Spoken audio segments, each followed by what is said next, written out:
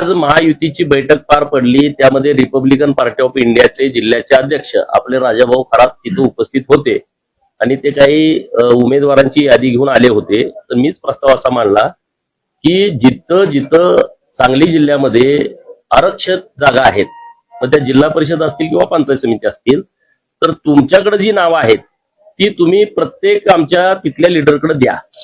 समजा खानापूर आटपाडीमध्ये आहे तर माझ्याकडे द्या, अमरशी बापूंच्याकडे द्या किंवा वैभव दादाकडे द्या.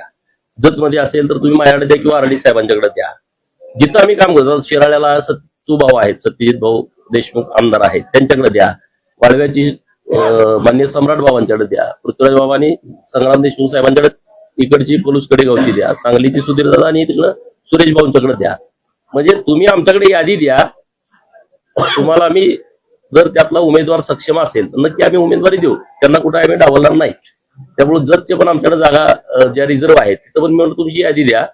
आणि मी त्यांना एवढंच म्हटलं की बाबा तो लोकांना परिचित असावा, निवडून येण्याची त्याची म्हणजे त्याचा चेहरा असावा, आम्हाला द्यायला काहीच हरकत नाही, तर आम्ही देतोय, काय अडचण नाही.